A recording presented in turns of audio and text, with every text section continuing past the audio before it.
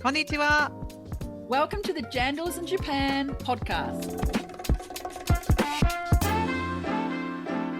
Kia ora, Catherine. How's it going?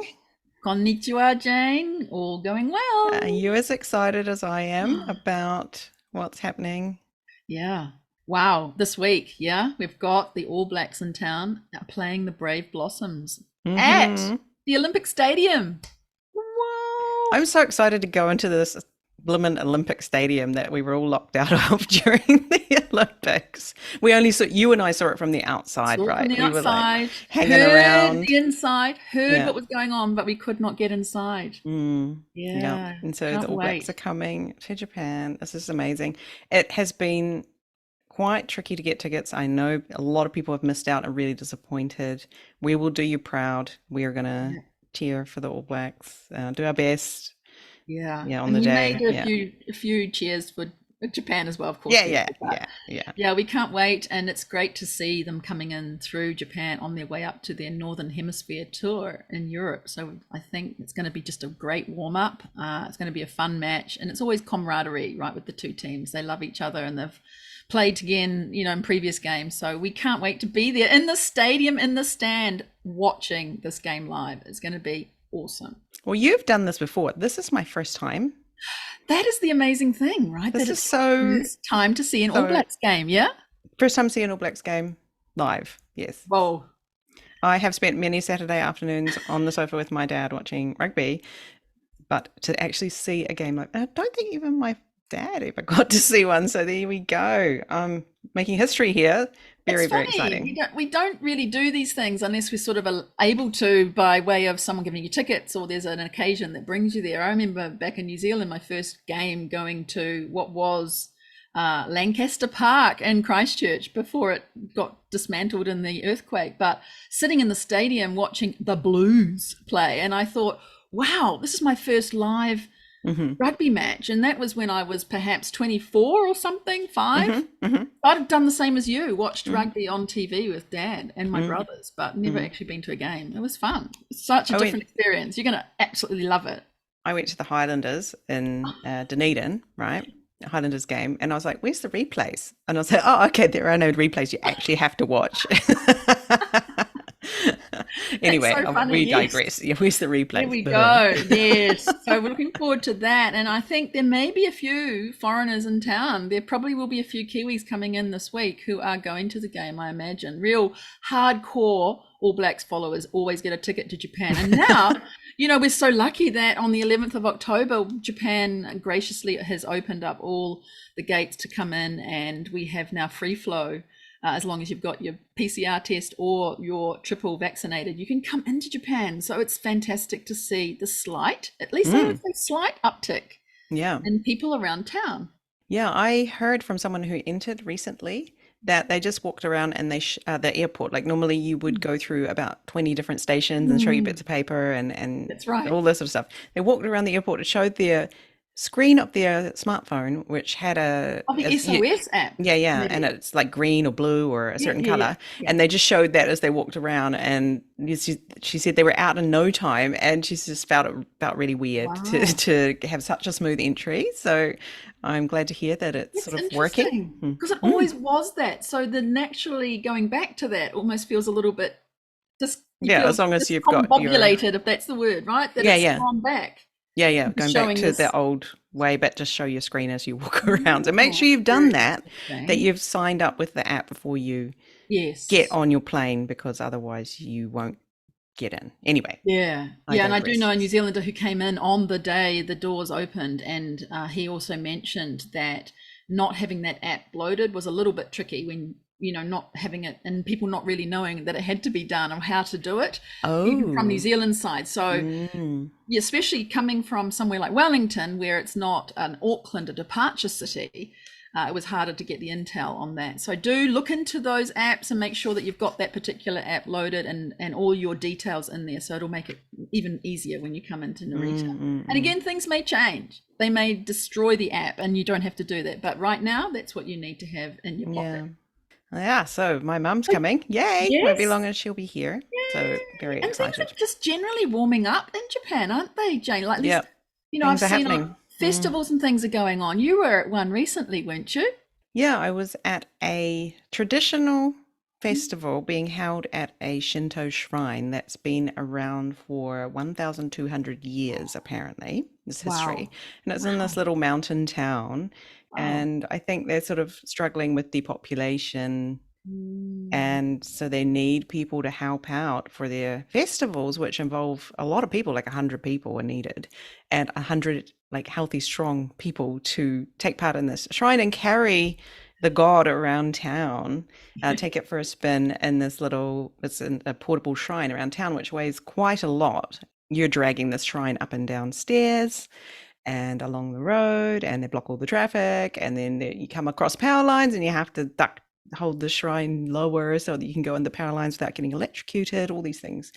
Oh, yes, because they're quite tall, aren't they? When you Yeah, put they're them on the quite tall and they're shoulders on of your all the, on the shoulders yeah, of right. adults being carried around town. Yeah. Yeah. And my daughter and I joined. We were in charge of carrying a sacred tree that had a long sword attached to the front that stuck up on this sort of very heavy wooden frame that looked like a sort of like a workbench from your woodwork shop. Oh, And right. I'm like, Yeah. why is this so damn heavy? And they'd only given us 6 people to carry it.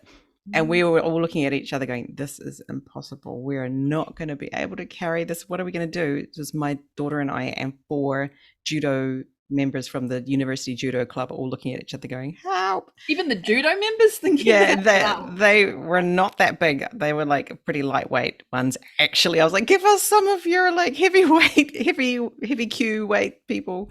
Anyway, we had to get somehow they would like dragged in 2 random people so 8 of us carried this tree around the town, and the first thing we had to do was tip the whole thing over and make it go under power lines so that we didn't get electrocuted, because it had this massive sword Oh, sticking up into the right. Oh, dear. luckily someone noticed, your sword is going to cut that power line, and we're like, oh, anyway, That's so right. Fun we experience. yeah, we dragged this 200-kilo thing around town. And at first we were like, help, we're all going to die.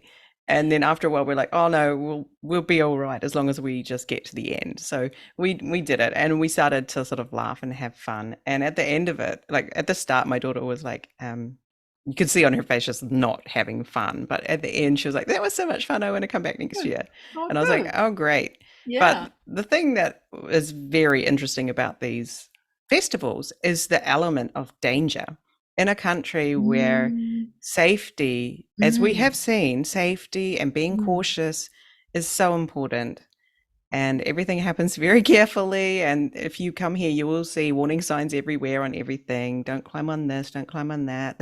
In parks for children, there's sort of no fun allowed.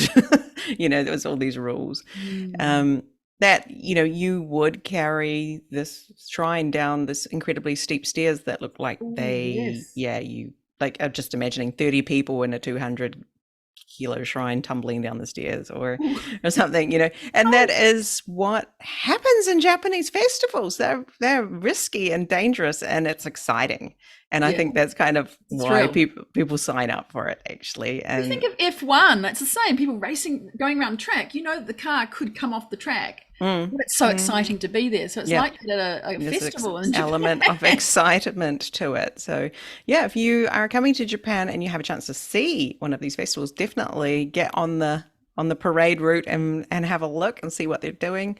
And if you are lucky enough to get an invitation to join one, Mm. definitely join one. Make sure you have the next day off. You will be broken and sore, If but you're carrying something, there's yeah. carrying something, Oh, sore muscles, or riding on top of a log down a hill, or climbing a flaming pyre of sticks, or they have all sorts of different things. Or what's the wow. other one like? Getting completely naked except for the those old style underwear, Yeah. fundoshi, what is it, the Ninja, yes. yeah, and Yeah. going in the sea in the middle of winter. There's Oh. lots of great ones you can join in on if you're lucky There's enough also to get some an pretty normal invitation. ones. I remember my previous neighborhood, they would carry one round each year, and it was just pretty much all the kids would get together and the families, and there'd be candles and lights and lanterns, and really, really lovely. It was just, well, Hmm. you'd hear the sound, and it would give you this great feeling of the festival atmosphere in Japan. So Did you some of throw them, some money at them? No, I was upstairs just sort of looking down, watching on, Oh, okay. and no, I didn't throw money. If I'd thrown money from up there, maybe it wouldn't have been so good. Yeah, Like, because it's really lucky to is it? throw a donation at the shrine as it goes by you, Okay, good because to know. there's a god in there. There's Yes. it's the god Okay. of the local shrine is in there, so Hopefully throw some this hood, money. yeah, this Yeah. hood, I will do it when I see it come Mm. past. And then it's also got those all those food stalls that are around, right? Then people selling food while the festival's going Mm. Mm. through, and just really the great atmosphere. And coming back to Japan, I've just noticed the Yeah, and pleasant it's city. the one I Yeah, was at was the first time in 3 years, so it was really great to be able to be yeah. part of that again, and see things are coming back to life literally again in Japan. We were all wearing masks though, by the way, while we were doing this. So There you go, right? You're all in your gear, yeah, like the happy coats that you were yeah, wearing, all wearing our but gear, you're all but wearing your mask. There you had the go. masks on, and we had our temperatures taken and disinfected our hands before we There got you going. go. So That's all yeah, part of the protocol. yeah, yeah. Well, that's exciting. I hope you're recovering now in your body, but you're certainly your spirit will have been enhanced by that. That's so good. Definitely revitalizing, that's for sure. Well, Yeah. talking about revitalizing, we've got a Mm-hmm. lovely, lovely company and speaker on today's episode, and that's Julie Lindenberg, and she's the CEO of APAC for Cogo, Cogo, a fantastic, innovative New Zealand company that's in Japan doing amazing stuff with helping people understand with data or data around people's carbon emissions. And we just love the story. It's going to be so good because Julie is talking about, she just joined the company and the amazing things they've done already, having 50 million, 50 million digital banking users Yeah, already on a around the platform. world. And so just can't believe it. But we invited her in because we wanted to show that New Zealand is doing things, punching above its weight for a little small country that it is. There's so many great things. And we just want to say a big shout out to previous guest Ian Kennedy for introducing us to Yeah, Cogo. thank you, Ian. Thanks, Ian. Well, let's hear it from Julie because she's got a lot of great stuff to say. Kia ora, Julie. Welcome to Jandals in Japan. Kia ora. Great to be here. Hi, Julie. Hi, Catherine. Thanks for having me. Yeah, it's great to have you on the show today. And we like to start off with a bit of a warm-up question. Let's imagine you've arrived in Tokyo for business potentially, but you have a day off. What is the first thing you're going to do?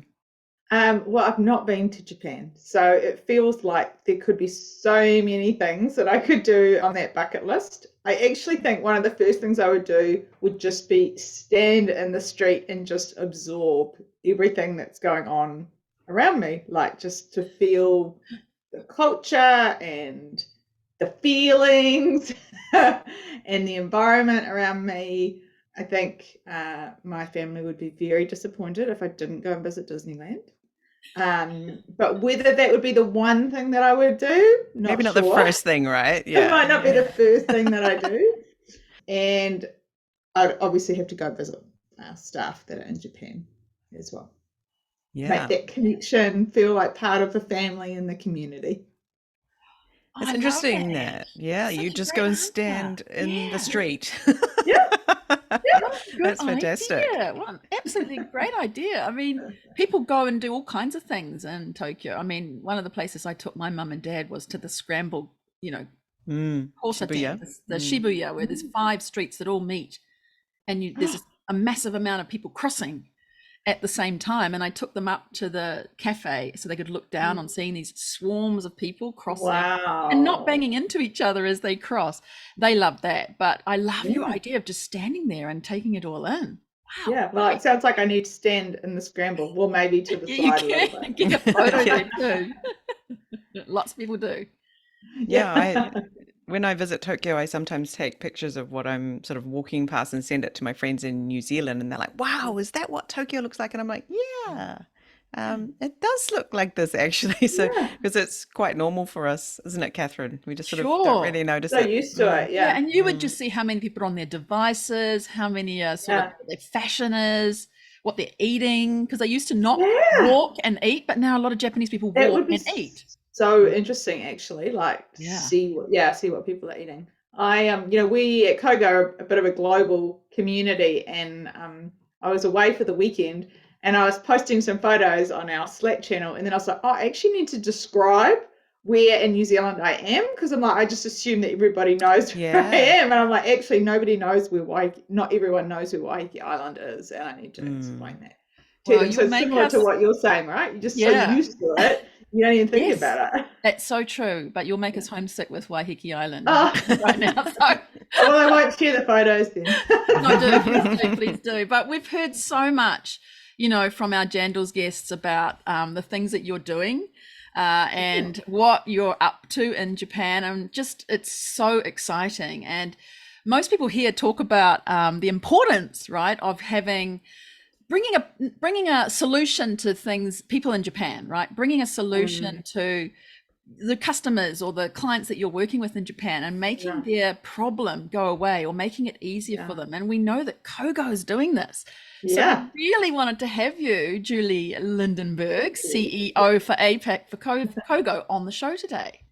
Yeah, thank you, Catherine. Yeah, it's such an exciting market to be in at the moment. I just love talking about our purpose and the impact we're trying to drive. Well, we know that you are doing this app, right, where you can assess people's carbon footprint, right, emissions. And I'm going to read this out so I don't get it mistaken, right? Okay. The facts and figures. You started to empower millions. You wanted to empower millions of people using this technology, but you are now using this technology with 7 of the world's top 50 banks who have not just millions, but 50 million digital banking users. 50 million. I had to reread that. I thought it was 5, but 50 million digital banking users between them, and plans to double that, the number of banks on the platform in the next 12 months, and plans to enable the solution to be available to 200 million digital bank users by the end of 2023. I'm just blown away by that. Wow. It's a pretty amazing growth. And pretty amazing impact, really. And I think it tells us a few things, right? People actually care about this stuff. People care about carbon emissions, and they care about what they can do to reduce their carbon footprint. And it's not actually been that easy to do it in the past. And now we can provide them with a solution which is not difficult for them to use and to educate yourself on.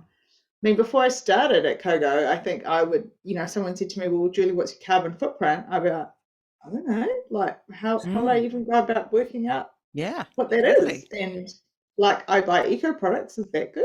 There's not a lot of education out there. And if it is, it's quite complex. That's a huge barrier for people to understand the impact that they're having. Well, we'll go into that today. I'd love to hear a bit more, and also we're going to put your full bio and Cogo's details into the show notes. But Julie, tell us a little bit about you and your background, your inspiration for joining Cogo, because I think it was established just before you joined this year. But more about that and about you. Yeah. Before this role, so I've been in the role for 7 months now. I was in banking, really, financial services for 8 years prior. I'm not that young. I had other careers before that. And actually, the thing that I think is funny to reflect on is at university, I did a Bachelor of Planning degree, which is really a lot about like town planning. But there was a strong emphasis on sustainability. And I never really took that any further. And it's so funny that it's all come roundabout. Really? And I'm now working in the sustainability space. Obviously, sustainability back then was a term that I think we would probably put next to maybe the word hippie out there, because it was really some it was some out there thinking, and nobody really knew what it meant. And I think over the last 20 years or so, it's really developed a lot further, and it's not just about the environment. So going back to what I was doing previous to this, I was working for an American company actually, delivering mobile and online banking software to American customers. Huge corporate, it was a Fortune 100 or at least a Fortune 400 company, 40,000 employees, that type of thing. And I managed their Auckland site in New Zealand as their general manager. And why did I leave? Like, why Cogo? I really wanted to work for an Australasian company. Right. I wanted to go back to my roots of working for an Australian or New Zealand company. And a lot of that was about culture. in getting back to that New Zealand culture. And one of the anecdotes I talk about is on my first day, Ben, who's our founder, he messaged me on Slack and he said, yo, blah, blah, blah, blah, blah. And then he put at the end, sweet as. And which for any New Zealander knows, yo and sweet as are like two such common New Zealand phrases. And I was like, I've made the right decision. Like, that was it. I knew that I'd hit the right company in terms of culture that I was after. And then I guess why Cogo specifically is the impact that Cogo is trying to have on the world. We are an impact fintech. And when you think about fintech, for me anyway, in the past, when I think about fintech, I think of software development, making money. That's not what drives Cogo. What drives Cogo is the impact that we're having on the world, and enabling people to have impact. And that's why we're not just developers, we've got behavioral scientists, we've got researchers, there's a whole lot of different disciplines that are all required for us to make an impact. I actually did some volunteering work for Ben before I took the role on, because I just really believed in it. And I was like, I actually want to get involved. I want to get involved in this now. And, the business wasn't ready at that time to take me on. And I was willing to do that because I felt like I really believe in what they're trying to achieve. And it was a great chance then for you to see what he's like. He could see what you're like. You can get a feel for the business. What a great way to do it, right? Have a run, a trial test run. Yeah, and I think that works well in startup environments too. That you can just kind of be nimble a little bit like that and just go with where things take you and see how that pans out. Yeah. Yeah. Well, how does the app, you have an app, right? So how does it actually work? What do you have to do? And what do people see on their screens when they're looking at it? So for your point, you want to know what your carbon footprint is. And I'm curious too, how does that show up? So we do have an app and we don't have an app, which is going to sound really confusing. For our small business customers, we have an app which works completely standalone from the banking software, but there's an integration between them. So you can link between them, but also you can manage it separately. But maybe let me talk about the retail, because retail is really like consumer, you and I, understanding what our footprint is. And so we did have a standalone app, but we've now integrated it into a banking experience. And the reason being that when it was standalone, it was very hard to drive engagement. It wasn't kind of in your face all the time. It wasn't helping build what we call carbon literacy. It was a barrier really for engagement. So now we build it within a bank's software themselves. So if you think about when you log into your online banking, you'll see all your transactions, right? And how much you've spent. What we can do is take what that transaction is, understand what type of transaction is it. So is it like food, power, water, transport, and based on the spend and what that is called the category. So based on the spend and the category, we can then apply a carbon emission factor, which will tell you what your carbon footprint is for that one item. But better than that, we won't just do it per line item, because really that's interesting, but what does it really tell me? We'll sum it up so you can understand, well, what is your highest categories of carbon emissions? Do you spend heaps of money on food, or do you spend heaps of money on power, and therefore you have a higher carbon emission rate as well? And that's what we call our measure phase. So that's kind of that measurement, like, am I good or am I not good with my spending? And we do some pretty cool things, like compared to other people in Japan, am I good or am I not good? Because you get a number and you're like, is it a good number or a bad number? You have no idea, right? So you need a comparison. Yeah. And what does that number look like in comparison to somebody who lives a more sustainable lifestyle? Like, how good am I against that? And so that's all kind of still in that measurement phase. But where we're pretty cool is we go from measure into action, which is we can then give you a list of actions of things you can do to reduce your footprint. Wow, great. And that can be, and depending on how the bank decides to purchase it, can be generic actions, so like actions that everyone would get, or it can be very specific to you. So you might go to the supermarket, and then we might ask you some questions like, how often do you eat red meat? Do you eat dairy? Those types of things, because then that will change your experience and it will change your carbon footprint as well based on some of those factors.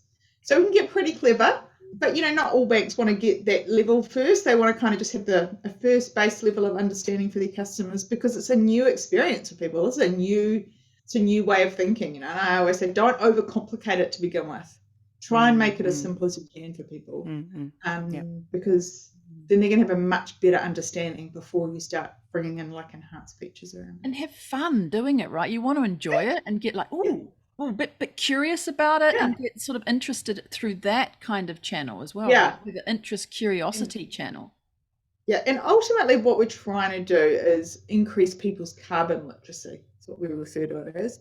So we often hear of the term like financial literacy, but what I want to see happen is that when I go to purchase something, I'm like, okay, item A is going to cost me this much money and produce this much carbon.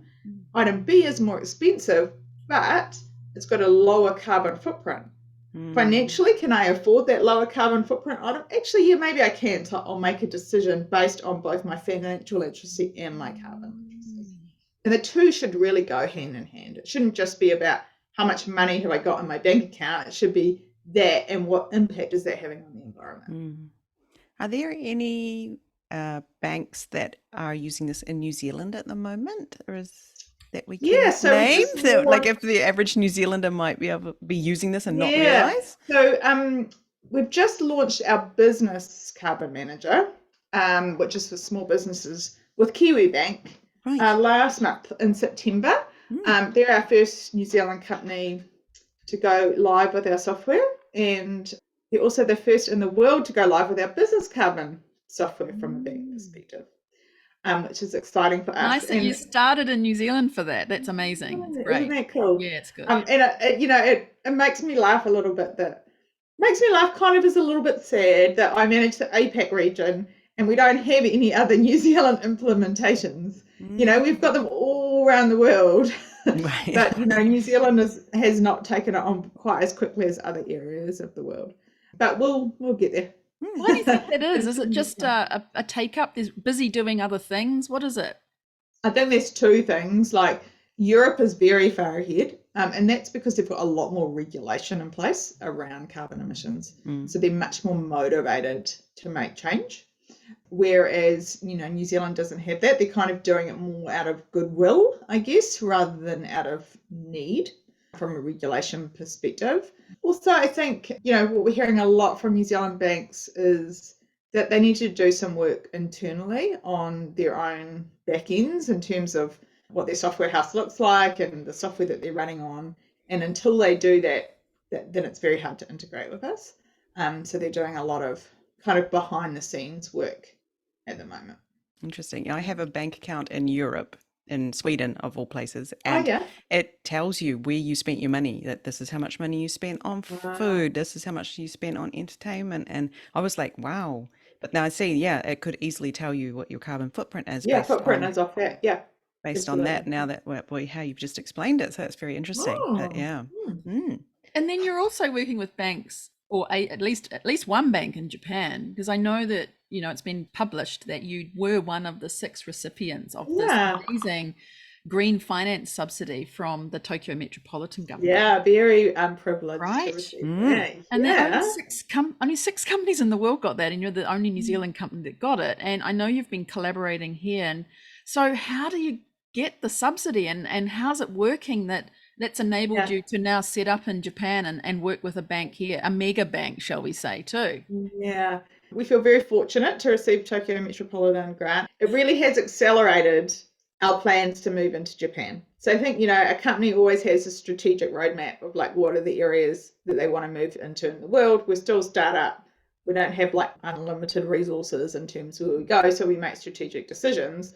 This actually brought us the Japan market much faster than we had anticipated doing. So actually the Tokyo Metropolitan Government grant happened, or TMG grant happened just before I started.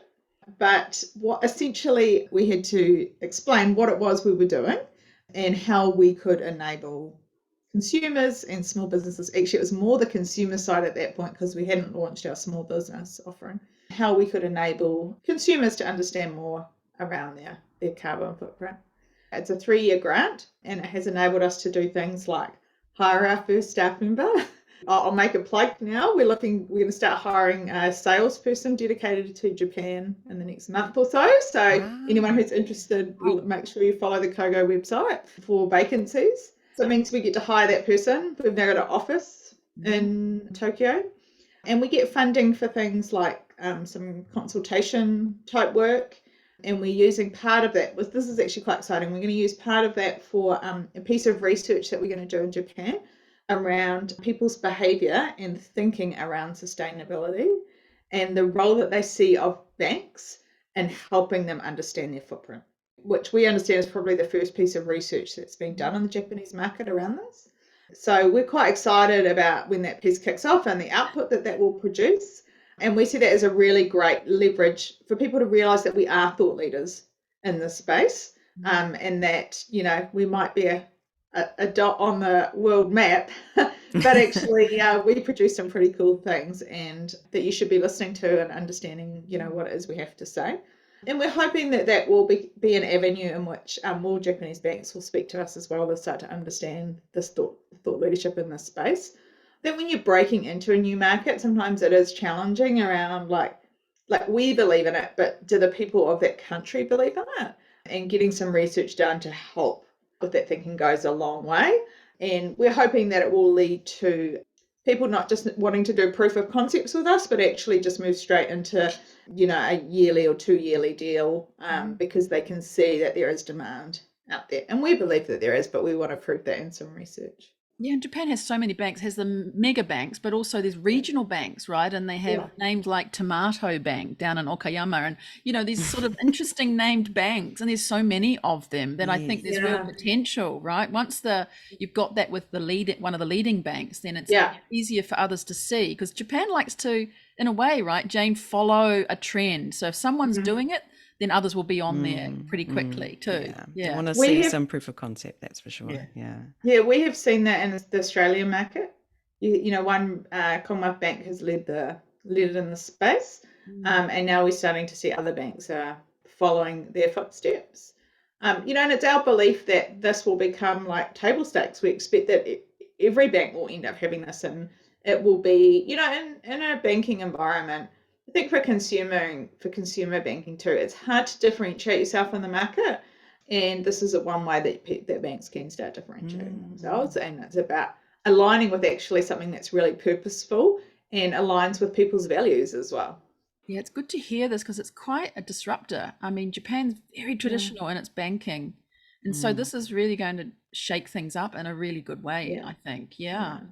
That doesn't come without its challenges, but yes, it is. Tell us about that, actually. I'm challenges interested in the market here. What have you come across, and how you've tried to or starting to overcome those? Yeah, there's a few challenges. One is that the New Zealand NZTE, which is New Zealand Trade and Enterprise, we have a partnership with them, and they've said, look, we think it'll probably take you 3 years to really set yourself up. They said the market is quite slow in the banking world, particularly for a new concept. And I'm slightly impatient. I'm like, 3 years, that's a long time. we You've just gone through 3 years of a COVID, Yeah, I know, right? How long did that felt like an eternity. It did. So there is that, like things can take a while, and definitely I've spoken to a few banks who have said some new concepts can take a while, but once you're established, Japanese banks are very committed. So, that they will be appreciating a long-term partnership, which is really great to hear, I guess, from a receiver's perspective. But, just taking that time. And I think part of taking that time is, my perception is Japan is rich in history, right? And banks are not just new banks that just pop up all the time, particularly in the large banking sector. You need to have presence, and you need to be well connected, and there's a lot of, I guess, respect required in that space, and the respect takes a while to earn, right? So how do you earn that respect as well? And so that means that we do need to be very careful in what we do, and in the most culturally appropriate way. And I think in some more westernized countries, you can, the way you do that is by pressuring people, like messaging them often, ringing them, sharing things. that might not be appropriate in Japan. So we're just being very careful that we don't, that we act in the most appropriate way for the culture. But one of the ways that we're overcoming that is, you were just mentioning about your bank account in Sweden and how, it tells you all those categories. That is what's called PFM, which is personal finance management. That's the type of software it is. And there are quite a few banks in Japan who have third parties who are providing them with this PFM functionality. And so we are and like you say, that's an amazing partnership to add CO2 onto that. And so we are partnering with companies like Moneytree and Moneythor, talking to Money Forward, because they offer PFM solutions, and what PFM solutions they already have in existing banks, and ways that we can work with them to also talk to the mega banks. So it's kind of trying to use existing partnerships and agreements and using them as a vehicle for us to be introduced to these banks. So, and I really believe that's going to be a very strong way for us to progress in the Japan market, particularly the first few years. And, for those third parties like Moneytree, Moneythor, Money Forward, it's an extra piece of, I'm going to say, functionality and inverted quotes. It's an extra string to their bow that they can talk about other new features that they can offer to the market. The only thing we talk about that, though, is that Cogo needs to sit at the table, because we are the specialists in carbon emissions and how we calculate it and how it works and how the actions work. And we wouldn't expect those third parties to have that deep knowledge that we have. And so we expect a seat at the table when we have conversations like that with customers. And I think that's where you hit on the point of the partnership, right? You are the specialist. You know this stuff, but you may not have the inroads to Japan. And so that's where your collaborating partner is really, really important. And I'm sure you're saying NZT helped you with those introductions. I'd heard of Moneytree, but I hadn't heard of Moneythor and Money Forward. They've all got money at the beginning of their name, which is very interesting. Is that, that's really important that you've been collaborating, right? That would be one of the key tips, I guess, you would have for, you've got your subsidy, absolutely, you've got your speciality, and now you've got this need for collaboration. Tell us a bit more about that. Yeah, I really believe that a way for a business to succeed is to collaborate. When I first started at Cogo, we were talking, kind of talking about like competitors, like who else works in the market. And one of my team said, we don't call them competitors, we call them allies, because we're all about reducing carbon emissions. It doesn't matter who does it, because not one company is going to do it. This is a huge problem, and we all need lots of different solutions to achieve this, to create this reduction. And again, which leads directly back to the purpose of this company, which is about reducing the impact on the environment. And no one company can do that alone. We need to work in partnership with other people to do that. No one person's going to do this. And without that collaboration, no one's going to be successful in the ultimate reduction of, carbon emissions in the world. And that's really what this is all about, is how do we reduce our carbon footprint? And we should all be welcoming new technology, new ideas, new thinking in the space, because we need all of that in order to achieve the impact that we need for us and for our kids' future and for their kids' future. Exactly. This is a long game. To reach that, we all need to work together. Another potential challenge that I'm sort of seeing on the ground here in Japan is that banking is still often done very face-to-face with bank books and going to an ATM to deposit and withdraw money, and people using cash and doing a lot of cash transactions. A lot of cash gets passed around in Japan. It's just normal. Oh, you've got, it's the bank also book. Oh, it's your bank book. That is Japan's my bank book. That's your bank book. It's still, and everybody has one in the machine. Update the entries. It's still a thing. I always thought you were going to tell me that you were updating it. I wanted to give you evidence. So also people have a lot of bank accounts.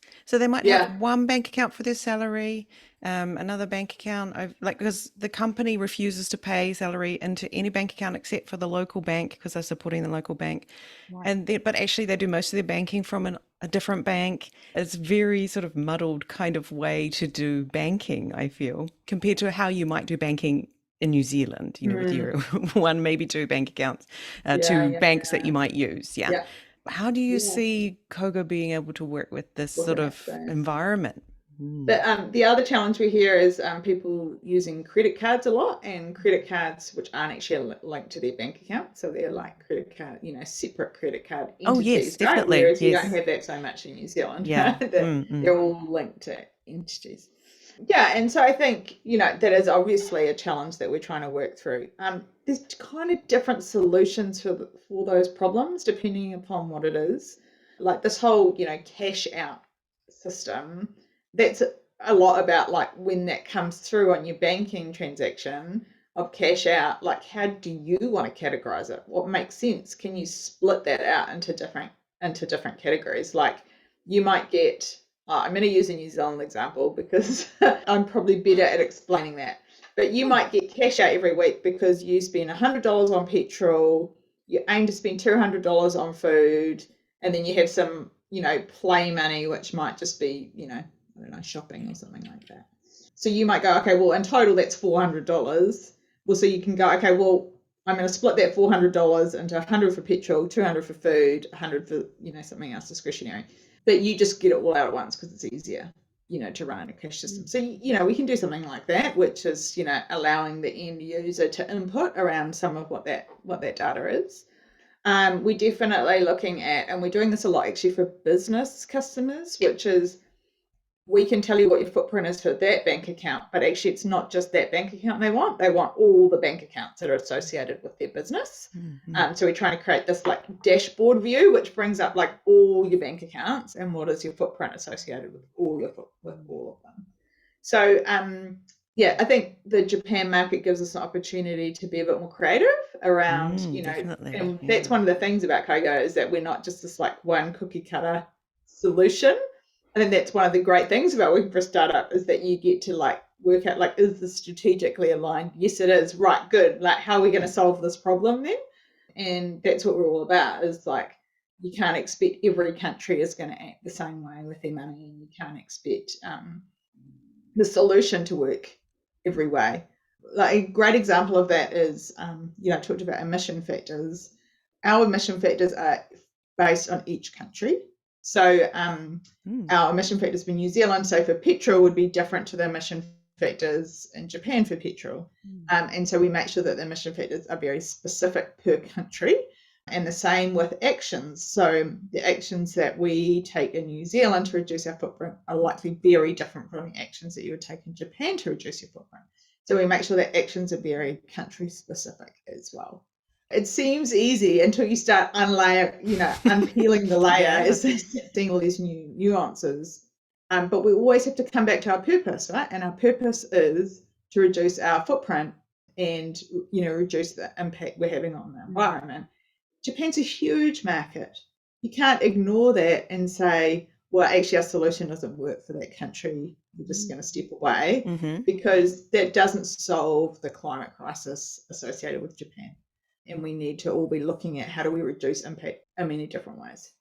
So awesome. Brilliant. Yeah, and that dashboard's going to be awesome. And also the creative aspect. You can just come into Japan and have it as a playground. You can test so much here. And if you win in Japan, you can literally win anywhere.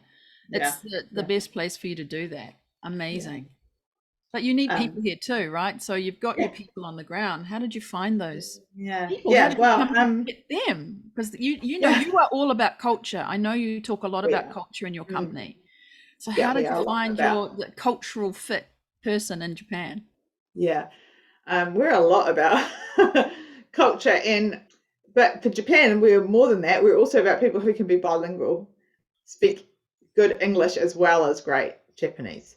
We were talking about what we need from a salesperson, and someone said the other day, sounds like a unicorn. Like, I don't know if you're going to get that person, But we have high expectations, and we'll go out to the market and we'll see what we can achieve. A mixture of different things. some people just know about Cogo. They've heard about Cogo. We've been in the media. So they keep an eye out on our careers website around, jobs that are coming.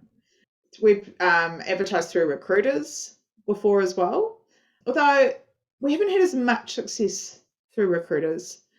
We've probably had more success through people who know people, which is a great way to get people, but it's not a guaranteed way to get people. We've also discovered, that because Ben, our founder, is very vocal, I guess you would say, on LinkedIn. I don't know if you could call that vocal, but he posts a lot. Yeah, it's vocal. He does. Yeah. I've seen, he does. Yeah, and they're great posts. But a lot of Japan aren't actually on LinkedIn, and that's how we do a lot of our connections and connecting and things. So it is different, and it is a lot about like who you know. The man that we've got working for us at the moment, Kaz, he actually was retired and came out of retirement to work for us. Because he was just so interested in our purpose and what it was we were trying to do.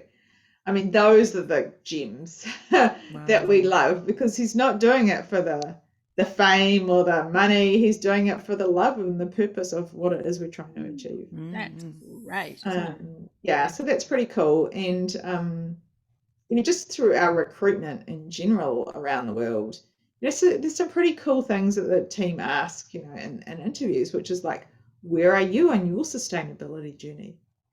And I'm like, that's not a trick question. And there's no right or wrong answer to that. But it's a great question to work out, like, do they really care about us and like what we're trying to achieve? Because, if people are like, oh, I don't know, then it's like, well, you're probably not very value aligned to our company, whereas someone will be like, oh, well, I do this or I do that. Or in my case, when I first started, I was like, I've got a long way to go. And I'll be really honest about it. And that's the kind of people that we want. We want people who will be, who will be honest about it and will tell their story, feel safe to tell their story and not feel like they're being judged, because that's not what it's about. It's not a judging question. We're genuinely interested on that. Yeah. Yeah, I think we all try to do bits and pieces here, like, eco bags, bring your own bag to the supermarket has finally started. We might have containers that we can just refill with water rather than buying PET bottles.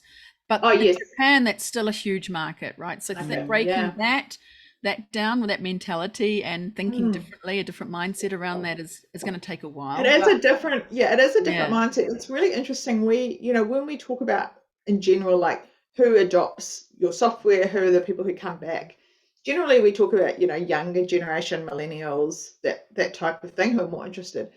But actually we've heard slightly debated conversations about whether that's true in Japan or not. That in Japan it could be that they're actually more consumer driven in that age group, and it's the older generation who care more about the impact it's having on the environment. And it's that research that I talked about earlier in the podcast that we want to validate. Is that actually true? Is what we're hearing true or not around that? So I'm actually super interested to see what the outcome of that I am too. Yeah. When is that research taking place, Julie, and over how long? When might we see it? Yeah, where are we now? We're October. I don't think I've told our researcher we got the green light yet, so I need to do that. It'll probably be early next year. Yeah, hear it first. I'll tell Verena to listen to the podcast. Yeah. And you'll know if she has, right? Yeah. Yeah, Verena, if you'd like to listen to the podcast, I'll give you an answer to what the research. So I would say probably early next year. No, good. Yeah. But I'll send you both a copy, then you've got it. We'd love to see it. We'd love to share it and read it ourselves. That's going to be exciting. Yeah. I was going to just share my own little sustainability journey story, if you don't mind, a little narrative. So I've got the most amazing team. And one of my team lady's name is Jane. And I was at the gym and I was meant to be on a call with her, and I was running late and I was in my car and I was on the call and had the video on, and she's like, what are you doing? I was like, I'm just driving home from the gym. So back to home. I'll be home in a minute. We can keep chatting. And I got home and she's like, are you home already? And I was like, yeah. She's like, are you driving an SUV? And I'm like, please don't judge me, Jane. And she's like, you live way too close to be driving to and from the gym. You should be walking to the gym. It was like 2 months ago, and I have never driven to the gym since. And I go like 3 or 4 times a week to the gym. And I have walked every time. I'm like, oh my God, that is actually not that hard. It's helpful that we're coming out of winter. But I have walked in the dark, in the rain, with the raincoat to the gym because all I can hear is Jane saying, like, it's way too close for you to be driving. So, like it's all those little things, and it's that education piece. Like the more we're educated, the more we can start sharing stories and anecdotes, and the more people start changing their mindset. Also the way she told you, right? Are you home already? You're like, yeah. Right. And then she's not saying you have to, you should, but I mean, it came after your own realization. Oh yes, I am doing this. I could change that. Yeah. I could change my habit. Yeah. Wow. So out of, you're working with Kaz here in Japan, what sort of things have come up that you think, oh, because we're kind of New Zealand, we've got this X factor, or we do things a bit differently, that you're hearing from him and his reaction, or perhaps in the customers there, amongst the customers. What you're seeing as a New Zealand company that's really driving your success in Japan so far? I mean, it's only just started, but are there anything? I think for us, it's context for Kaz. We often talk as if he has got all the context, and he doesn't. And he reports to Josh, who we were talking about earlier, and Josh is often on Slack messaging like, Kaz, that means blah, blah, blah. And I'm like, oh, yeah. Right. And even silly things like NZTE. And he's like, who's NZTE? Like, oh, sorry, New Zealand. Right. Because you're the specialist. So the specialist always has to explain to others who've got the other skills. And it's and I think we, particularly me, speak very fast. And I think it can be hard when English is not your first language to follow along. One of the big challenges that we face at the moment is, and I don't have an answer for this yet, is Kaz has been great, and he is now at a place where he can run sales pitches by himself. And those sales pitches are all in Japanese, which means that when we've got other people on the call, like Josh can't interject and add comment or help answer questions because he doesn't know what's being said because it's all in Japanese. I think it's maybe a barrier, or maybe just not appropriate for Kaz to then, if he's not sure, for Kaz to then say, oh, please wait while I ask Josh, then say it to Josh in English, and then for Josh to reply, and then Kaz to translate it again. I think it slows the trust relationship down doing that. And it can also change the tone or the dialogue of the meeting, where we have all those different levels of communication that have to come around to answer the question. Yeah, and you want Kaz to keep his mana as well, right? And to make sure he's not being in any way undermined. That's a really good point you've brought up, actually, with the communications between English and Japanese. And it's very important that Kaz delivers the pitch in Japanese. So we would definitely want him to carry on doing that. I think it'll be more helpful when we get another salesperson and who can speak Japanese and English, because then they can do it, then they can support each other, or the other person can message in Slack to say, oh, Josh, they're asking about this. Right. And then he could respond back, and then they could speak it in Japanese, simultaneously. I think that will help. So I think that's that. Are you doing video calls or voice calls? All video. So video, even with Zoom, you can actually have a translation in there now. So we use Google Meet. I wonder if it's a good. Yeah, I know with Zoom, I mean, we're getting off track a little bit, but it is also very helpful that on some calls you can enable a translation, so you can get an idea of what is being said. Which is good. So you can have that running across the bottom as a what is it called? Gmaku, at the bottom of the screen.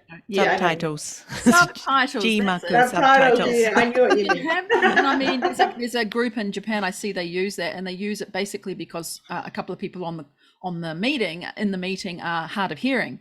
So it's good for them to see that, but they can see it also in the other language. So that's also a possibility to think about. That's interesting. So we do, and actually I think the whole pandemic thing's been super interesting around that too. So when we kicked off in the Japanese market, things were very locked down. And so it was very easy to have video calls. Like, our clients may not necessarily be on video, but we will always be on video because it's a great way to create connection.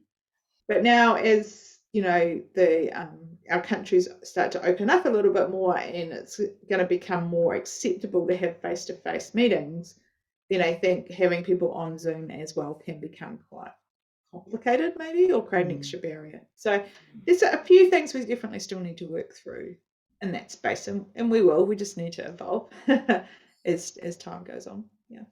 So will we see you over here in Japan soon? Oh, I hope so. I'm actually going to the Singapore FinTech Festival in like a week and a bit time. So that'll be nice to do that. But yes, it's definitely on my, as I've said, it's definitely on my bucket list, having never been. It would be an amazing experience.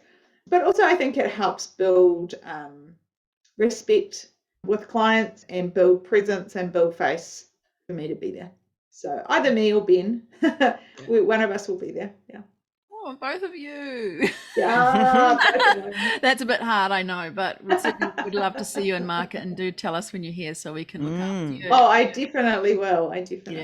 Yeah. No. Anything else, Julie, that we haven't covered that you thought, I really wanted to tell the Jandals community today and we haven't gone through it? No, I think we've covered a lot about like kind of what we do and how impact driven we actually are. But I think, the space is evolving so much and the company is evolving so much. Definitely do follow us on, LinkedIn. Like I said, we're very vocal on LinkedIn to hear about all the stuff that's going on. I just recently posted like a 7th month anniversary at Cogo on LinkedIn, and it's quite incredible how much we've achieved in the APAC region. I did see that and thought that's amazing what you've done and in such a short time. And so I mean, we're very focused in what we're trying to achieve, as well as having a bit of fun at the same time. Yeah, we look forward to seeing you take that 3 years down to something a lot shorter. I think we think you're going to do it. Yeah. My sheer determination will will be a driving factor. I suggest, much to probably the horror of my team, but we all want to make a difference. So it's just finding the right way to do that. Sounds like you got Slack coming in. Yeah, so who's slacking you? Oh, yeah, slacking you now. But they've somehow found notifications to hit me. Maybe something terrible has happened and we better let you go. Oh, no, we've signed a major deal. Like I should be excited. Something fantastic, yeah. Only fantastic things. Absolutely amazing. We've just so enjoyed this. We could talk and talk and talk some more. But I think it's really great that we've opened up the world of people to listen and hear about Cogo, because you are a small-ish startup company in New Zealand doing amazing things globally and in Japan.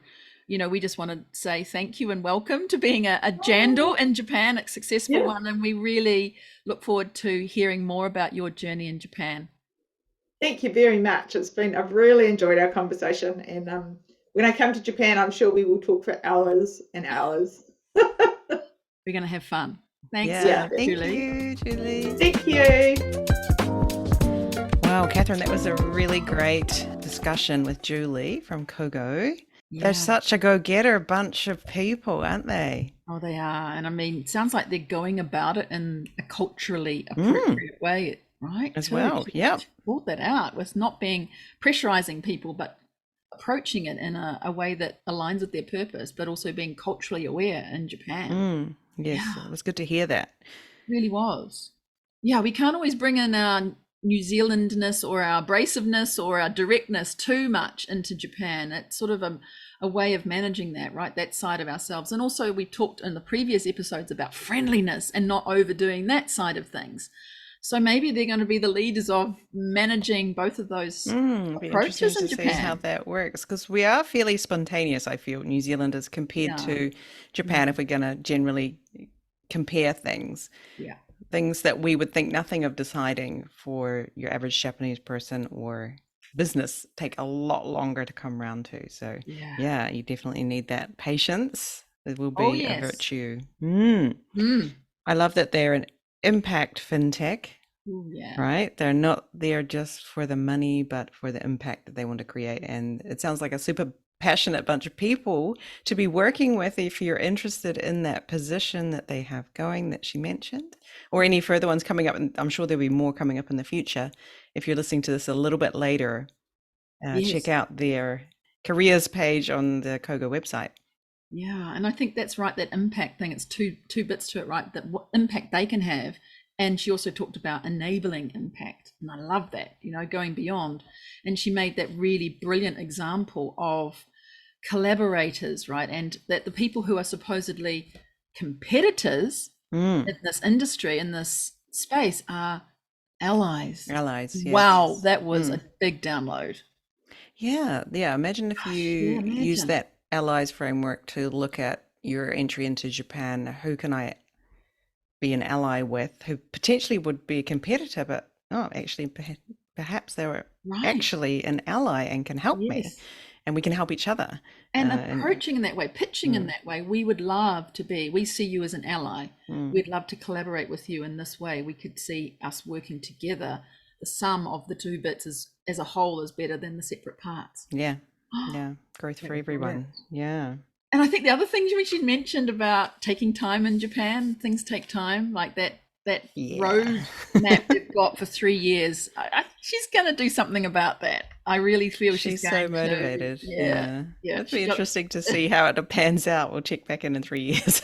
And that managing the impatience of wanting to do things fast, as well as the cultural side of things, like she said, not texting people messages to put pressure on.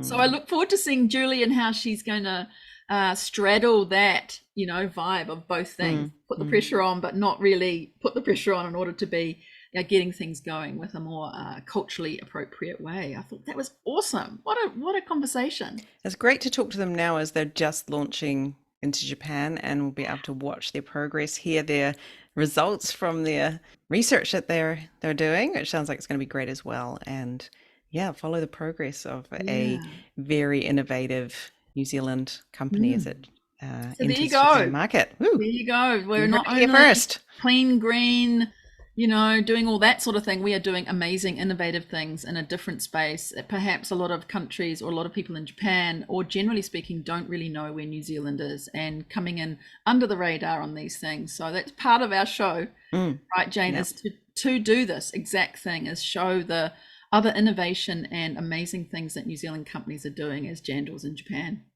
Yes, awesome. Well, stay tuned for another fantastic episode coming soon. I think we're going to have a few rugby themed episodes coming through. Yes. So if you don't like rugby, don't tune out, because it's, I think rugby is a business, right? There's definitely a lot to learn from sporting exchange between New Zealand and Japan. The business aspect of it, the cultural aspect of it as well. Yeah. All right. Coming to you soon. See you again soon. Thanks. Bye.